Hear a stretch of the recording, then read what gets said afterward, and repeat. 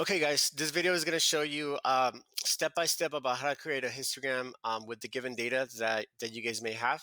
So let's say we want to create a histogram. In this case, a histogram or the chart that we want to create are the student heights in my fifth period class. From the last lesson, we went over how to convert the height from feet and inches to just inches. Using Microsoft Excel, and then we calculated all of the statistical properties of it, such as the sum, the mean, median, mode, max, min, range, standard deviation of the population, and the sample standard deviation. Now let's see, we want to create a histogram of this data, right? So the first thing I need to do is highlight it, kind of like what I just did. So highlight all of the data values from every single student in the class. Shouldn't take very long. Once you highlight all of the values, what you're going to be doing is you're going to be going to Insert at the very top. It's going to give you the option to insert a chart. Right there towards the middle, you're going to click on Chart. And one of those charts is going to be a histogram. Right now, it says, according to the chart, a column chart. As you can see, the first thing that pops up is a column chart, which is another way of saying like a bar graph. You don't want a bar graph per se. We want a histogram. So we're going to change that from column chart, and then we're going to go all the way down where you see Other. And then right next to where it says waterfall chart, the middle one says histogram chart. So we're going to click on histogram under Other, and then that'll change our chart into a histogram. Okay, right now the histogram is, as you can see by default, is going by fours, right? So 55, and then plus 4 is 59, plus 4 is 63, plus 4 is 67, plus 4 is 71, 75. So I'm going to show you how to change the spacing or the bins or buckets, however they decide to call it. And I'm also going to show you how to label this histogram. So the first thing we need to do is label it. So one of the things we want to do is customize the label, which is on the right-hand side. So you're going to click on that tab that says Customize. You can customize the graph many different ways. You can change the style, like if you want to be fancy and change the background color and change the border color for the chart, you could do that. There's a lot of things that you can do, but you don't necessarily have to.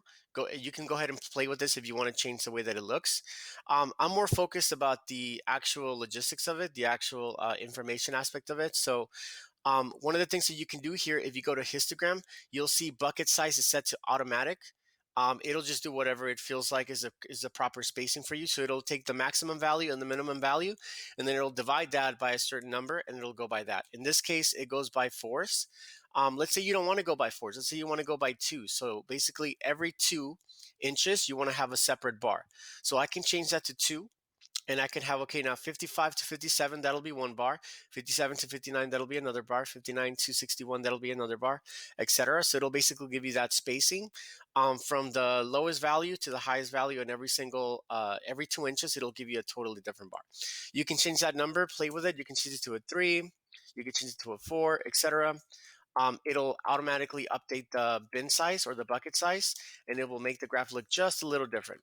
I feel like the 3 one is the best representation of it, so I'm going to actually save that. I'm going to go by 3 inches every time, starting at 55. And then once you're happy with it, you're going to change the title of the chart, which we're going to call Period 5 Student Heights. Let's just leave it like that. So Period 5 Student Heights. That should be good enough. If you want to center it, you can center it. I'm just going to space it to just kind of make sure it's in the middle, and then call it a day.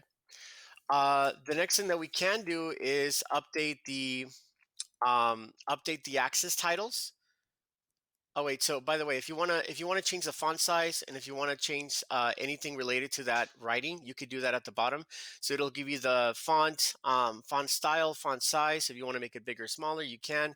You can italize it. You can make it bold. However it is that you want to design that, you can go ahead and do that. I'm gonna leave it up to you to decide which way you want to go with that. The next thing we're going to be doing is customizing our axis titles. So right here where it says chart title that we just modified to say period 5 student heights, we're going to change that chart title. I'm sorry, we're going to change from chart title to horizontal axis, which is the x-axis. So if I click on horizontal axis, now it's going to allow me to make a title for the bottom of the graph. So the bottom of the graph, or the horizontal axis, we're talking about student heights. So I'm going to call this student heights. And these heights happen to be in inches. So I'm going to put parentheses inches. That way it's clear to whoever's looking at this graph that this is exactly what we have here. So we have the students in my fifth period class and their heights are all labeled in inches. The last thing that we're going to be doing is changing the vertical axis title. So if you go to that drop-down menu and change that from horizontal axis title to vertical axis title, it'll allow you to change the title of the y-axis. On the y-axis, what these numbers mean, so we have 0, 1, 2, 3, 4, 5, right? That's actually how many times that height popped up for a particular student. So for example, 5 students in my fifth period class have a height between 67 and 70 inches. Okay, so that's what that means. So this is actually the frequency chart. The left-hand side is frequency, meaning how many times that happens. For example, one student is between 58 and 61. Two students are between 61 and 64. Same thing with 64 and 67. One student at the end is between 73 and 75. So that'll give you exactly how many times, how many students fit that description. All right, so I'm going to change that vertical axis title to frequency, meaning how many times that happens, because that's exactly what we have in the chart. And I'm going to make it bold so it's nice and dark. Okay. Again, if you want to change the font size, you could do that. Let me play with that so that it gets a little bigger. There we go. So that's its frequency. And I'm going to go ahead and change the same thing for the horizontal axis. If I want to change the font size to a little bigger, I can do that so it's nice and visible. And let's say I want to make the chart title the biggest. I can go to font size.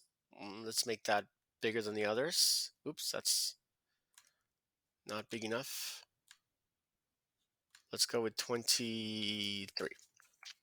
There we go. So now you have your histogram.